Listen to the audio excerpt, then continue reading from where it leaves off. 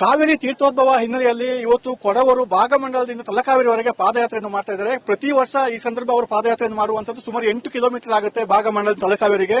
ವಿಶೇಷ ಅಂತ ಹೇಳಿದ್ರೆ ಶಾಸಕರಾದ ಪೊನ್ನಣ್ಣ ಅವರು ಕೂಡ ಇದ್ದಾರೆ, ಜೊತೆಗೆ ನಟಿಯರಾದ ಹರ್ಷಿಕಾ ಪೂರ್ಣಚ್ಚೆ, ಭುವನ್ ಪೊನ್ನಣ್ಣ ಅವರು ಕೂಡ ಒಟ್ಟಿಗೆ ಪಾದಯಾತ್ರೆಯಲ್ಲಿ ಬರ್ತಾ ಇರುವಂತದ್ದು. ಸಾಕಷ್ಟು ಸಾವಿರಾರು ಜನರು ಈ ಪಾದಯಾತ್ರೆಯಲ್ಲಿ ಈ ಬಾರಿ ಪಾಲ್ಗೊಂಡಿದ್ದಾರೆ. ಈಗ ಅವರನ್ನು ಕೂಡ ನಾನು ಮಾತಾಡಿಸ್ತೇನೆ.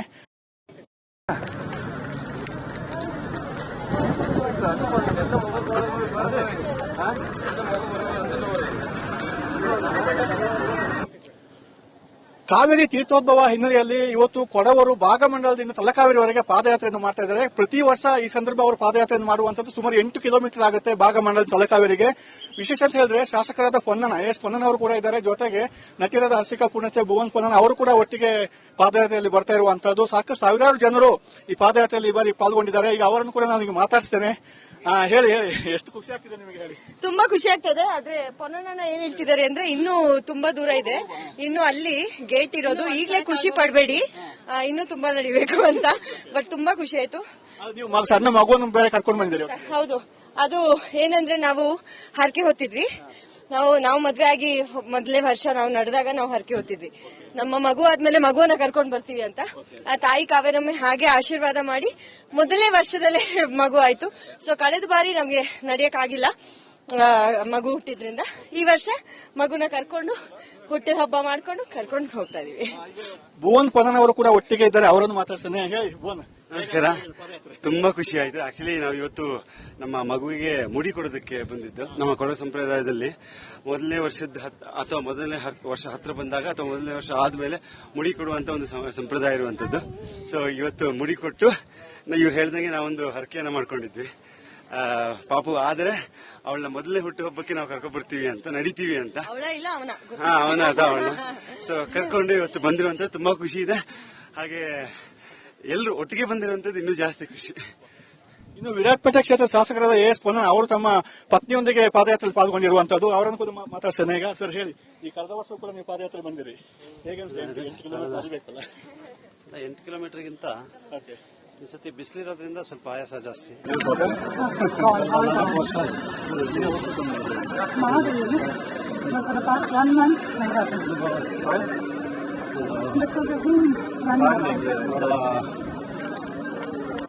ಶ್ರೇಷ್ಠವಾದದ್ದು, ಅದರಿಂದ ಎಲ್ಲ ವರ್ಷ ಕೂಡ ಅದು ಸೆಳೀತದೆ.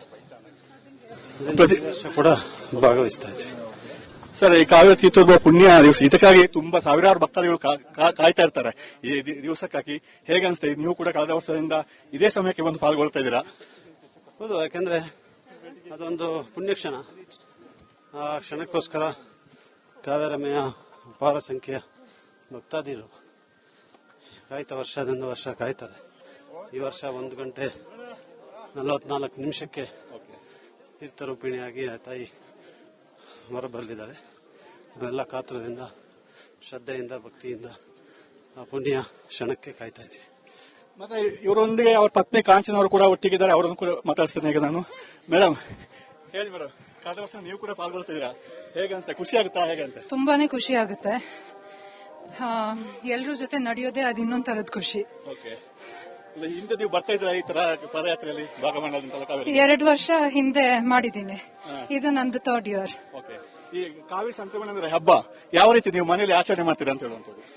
ಮನೆಯಲ್ಲಿ ದೇವತೆಗೆ ಪೂಜೆ ಮಾಡ್ಬಿಟ್ಟು ದೀಪ ಎಲ್ಲ ಹಚ್ಚಿಸ್ಬಿಟ್ಟು ಮೊದಲು ಇಲ್ಲಿ ಪೂಜೆ ಮಾಡ್ಕೊಂಡು ಇಲ್ಲಿ ತೀರ್ಥ ತೆಕೊಂಡು ಹೋಗಿ ದೇವ್ರ ಮನೆಯಲ್ಲಿ ನಾಳೆ ಮಾಡ್ತೀರಾ? ಹೇಗೆ? ಇಲ್ಲ, ಇವತ್ತೇ ಮಾಡ್ತೀವಿ. ಇದು ಈಗ ಪಾದಯಾತ್ರೆಯಲ್ಲಿ ಬರ್ತಿದ್ದವರು ಅಂತ ಮಾತು ಪೊನ್ನಣ್ಣ ಮಾತಾಡಿರ್ಬೋದು, ನಟಿಯರಾದ ಹರ್ಷಿಕಾ ಪೂರ್ಣಚ್ಚೆ ಅವರೆಲ್ಲ ಮಾತಾಡಿದ್ದಾರೆ. ಅಂದ್ರೆ ಇದು ಸಾವಿರಾರು ಜನರು ಬರುವಂತದ್ದು ಒಟ್ಟಿಗೆ. ಇನ್ನು ತೀರ್ಥೋದ್ಭವಕ್ಕೆ ಕೆಲವೇ ಕ್ಷಣಗಣನೆ ಆರಂಭವಾಗಿದೆ. ಆ ಗಳಿಗೆ ಅವರೆಲ್ಲ ಹೋಗಿ ಕಾತರದಿಂದ ಎದುರು ನೋಡ್ತಾರೆ. ಒಟ್ಟಾರೆ ಹೇಳ್ಬೇಕಾದ್ರೆ ಸಂಭ್ರಮ ಸಡಗರದಿಂದ ಕಾವೇರಿ ತೀರ್ಥೋದ್ಭವವನ್ನು ಎಲ್ಲರೂ ಆಚರಣೆ ಮಾಡ್ತಾ ಇದ್ದಾರೆ. ಕ್ಯಾಮರಾ ಪರ್ಸನ್ ದಿವಾಕರ್ ಜೊತೆ ಅನುಕರಪ್ಪ, ರಿಪಬ್ಲಿಕ್ ಕನ್ನಡ, ಕೊಡಗು.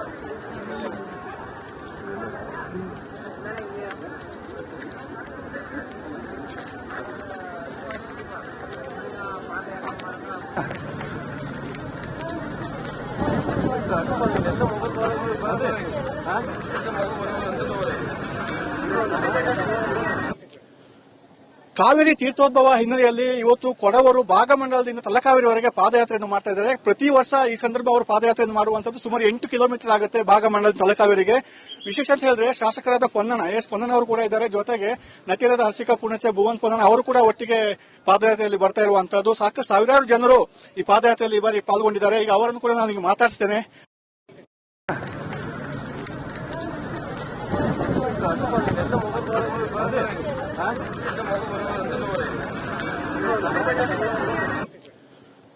ಕಾವೇರಿ ತೀರ್ಥೋದ್ಭವ ಹಿನ್ನೆಲೆಯಲ್ಲಿ ಇವತ್ತು ಕೊಡವರು ಭಾಗಮಂಡಲದಿಂದ ತಲಕಾವೇರಿವರೆಗೆ ಪಾದಯಾತ್ರೆಯನ್ನು ಮಾಡ್ತಾ ಇದ್ದಾರೆ. ಪ್ರತಿ ವರ್ಷ ಈ ಸಂದರ್ಭ ಅವರು ಪಾದಯಾತ್ರೆಯನ್ನು ಮಾಡುವಂತದ್ದು ಸುಮಾರು 8 ಕಿಲೋಮೀಟರ್ ಆಗುತ್ತೆ ಭಾಗಮಂಡಲ ತಲಕಾವೇರಿಗೆ. ವಿಶೇಷ ಅಂತ ಹೇಳಿದ್ರೆ ಶಾಸಕರಾದ ಪೊನ್ನಣ್ಣ ಎಸ್ ಪೊನ್ನಣ್ಣ ಅವರು ಕೂಡ ಇದ್ದಾರೆ, ಜೊತೆಗೆ ನಟಿಯರಾದ ಹರ್ಷಿಕಾ ಪೂರ್ಣಚೆ ಭುವನ್ ಪೊನ್ನಣ್ಣ ಅವರು ಕೂಡ ಒಟ್ಟಿಗೆ ಪಾದಯಾತ್ರೆಯಲ್ಲಿ ಬರ್ತಾ ಇರುವಂತದ್ದು. ಸಾಕಷ್ಟು ಸಾವಿರಾರು ಜನರು ಈ ಪಾದಯಾತ್ರೆಯಲ್ಲಿ ಈ ಬಾರಿ ಪಾಲ್ಗೊಂಡಿದ್ದಾರೆ. ಈಗ ಅವರನ್ನು ಕೂಡ ನಾನು ಮಾತಾಡಿಸ್ತೇನೆ. ಹೇಳಿ ಎಷ್ಟು ಖುಷಿ ಆಗ್ತಿದೆ ನಿಮಗೆ? ಹೇಳಿ. ತುಂಬಾ ಖುಷಿ ಆಗ್ತದೆ. ಆದ್ರೆ ಪೊನ್ನಣ್ಣ ಏನ್ ಹೇಳ್ತಿದ್ದಾರೆ ಅಂದ್ರೆ ಇನ್ನೂ ತುಂಬಾ ದೂರ ಇದೆ, ಇನ್ನು ಅಲ್ಲಿ ಗೇಟ್ ಇರೋದು, ಈಗಲೇ ಖುಷಿ ಪಡಬೇಡಿ, ಇನ್ನೂ ತುಂಬಾ ನಡಿಬೇಕು ಅಂತ. ಬಟ್ ತುಂಬಾ ಖುಷಿ ಆಯ್ತು. ನೀವು ಸಣ್ಣ ಮಗುವನ್ನು ಬೇರೆ ಕರ್ಕೊಂಡು ಬಂದಿದ್ದೀರಿ. ಹೌದು, ಅದು ಏನಂದ್ರೆ ನಾವು ಹರಕೆ ಹೊತ್ತಿದ್ವಿ. ನಾವು ಮದ್ವೆ ಆಗಿ ಮೊದಲೇ ವರ್ಷ ನಾವು ನಡೆದಾಗ ನಾವು ಹರಕೆ ಹೊತ್ತಿದ್ವಿ. ನಮ್ಮ ಮಗು ಆದ್ಮೇಲೆ ಮಗುವನ್ನ ಕರ್ಕೊಂಡ್ ಬರ್ತೀವಿ ಅಂತ ಆ ತಾಯಿ ಕಾವೇರಮ್ಮ ಹಾಗೆ ಆಶೀರ್ವಾದ ಮಾಡಿ ಮೊದಲನೇ ವರ್ಷದಲ್ಲೇ ಮಗು ಆಯ್ತು. ಸೊ ಕಳೆದ ಬಾರಿ ನಮ್ಗೆ ನಡೆಯಕ್ ಆಗಿಲ್ಲ ಮಗು ಹುಟ್ಟಿದ್ರಿಂದ. ಈ ವರ್ಷ ಮಗುನ ಕರ್ಕೊಂಡು ಹುಟ್ಟಿದ ಹಬ್ಬ ಮಾಡ್ಕೊಂಡು ಕರ್ಕೊಂಡು ಹೋಗ್ತಾ ಇದೀವಿ. ಭುವನ್ ಪೊನ್ನಣ್ಣ ಅವರು ಕೂಡ ಒಟ್ಟಿಗೆ ಇದ್ದಾರೆ, ಅವರನ್ನು ಮಾತಾಡ್ತೇನೆ. ಹೇಳಿ ಭುವನ್. ನಮಸ್ಕಾರ. ತುಂಬಾ ಖುಷಿ ಆಯ್ತು. ಆಕ್ಚುಲಿ ನಾವು ಇವತ್ತು ನಮ್ಮ ಮಗುವಿಗೆ ಮುಡಿ ಕೊಡೋದಕ್ಕೆ ಬಂದಿದ್ದು. ನಮ್ಮ ಕೊಡವ ಸಂಪ್ರದಾಯದಲ್ಲಿ ಮೊದಲನೇ ವರ್ಷ ಹತ್ರ ಬಂದಾಗ ಅಥವಾ ಮೊದಲನೇ ವರ್ಷ ಆದ್ಮೇಲೆ ಮುಡಿ ಕೊಡುವಂತ ಒಂದು ಸಂಪ್ರದಾಯ ಇರುವಂತದ್ದು. ಸೊ ಇವತ್ತು ಮುಡಿ ಕೊಟ್ಟು ಇವ್ರು ಹೇಳ್ದಂಗೆ ನಾವೊಂದು ಹರಕೆಯನ್ನ ಮಾಡ್ಕೊಂಡಿದ್ವಿ. ಪಾಪು ಆದ್ರೆ ಅವಳನ್ನ ಮೊದಲನೇ ಹುಟ್ಟು ಹಬ್ಬಕ್ಕೆ ನಾವು ಕರ್ಕೊಂಡ್ ಬರ್ತೀವಿ ಅಂತ, ನಡಿತೀವಿ ಅಂತ. ಅವನ ಸೊ ಕರ್ಕೊಂಡು ಇವತ್ತು ಬಂದಿರುವಂತ ತುಂಬಾ ಖುಷಿ ಇದೆ. ಹಾಗೆ ಎಲ್ಲರೂ ಒಟ್ಟಿಗೆ ಬಂದಿರುವಂತದ್ದು ಇನ್ನೂ ಜಾಸ್ತಿ ಖುಷಿ. ಇನ್ನು ವಿರಾಟ್ಪೇಟೆ ಕ್ಷೇತ್ರ ಶಾಸಕರಾದ ಎಸ್ ಪೊನ್ನಣ್ಣ ಅವರು ತಮ್ಮ ಪತ್ನಿಯೊಂದಿಗೆ ಪಾದಯಾತ್ರೆ ಪಾಲ್ಗೊಂಡಿರುವಂತದ್ದು, ಅವರನ್ನು ಕೂಡ ಮಾತಾಡ್ತೇನೆ. ಈಗ ಸರ್ ಹೇಳಿ, ಈ ಕಳೆದ ವರ್ಷ ಕೂಡ ನೀವು ಪಾದಯಾತ್ರೆ ಬಂದಿರಿ, ಹೇಗೆ 8 ಕಿಲೋಮೀಟರ್ಗಿಂತ ಈ ಸತಿ ಬಿಸಿಲಿರೋದ್ರಿಂದ ಸ್ವಲ್ಪ ಆಯಾಸ ಜಾಸ್ತಿ.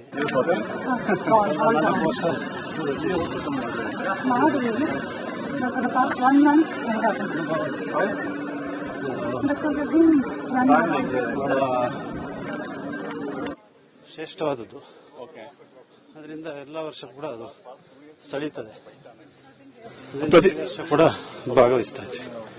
ಸರ್, ಈ ಕಾವೇರಿ ತೀರ್ಥೋದ್ಭವ ಪುಣ್ಯ ದಿವಸ, ಇದಕ್ಕಾಗಿ ತುಂಬಾ ಸಾವಿರಾರು ಭಕ್ತಾದಿಗಳು ಕಾಯ್ತಾ ಇರ್ತಾರೆ ಈ ದಿವಸಕ್ಕಾಗಿ. ಹೇಗೆ ಅನ್ಸ್ತಾ ಇದೆ? ನೀವು ಕೂಡ ಕಳೆದ ವರ್ಷದಿಂದ ಇದೇ ಸಮಯಕ್ಕೆ ಬಂದು ಪಾಲ್ಗೊಳ್ತಾ ಇದ್ದೀರಾ?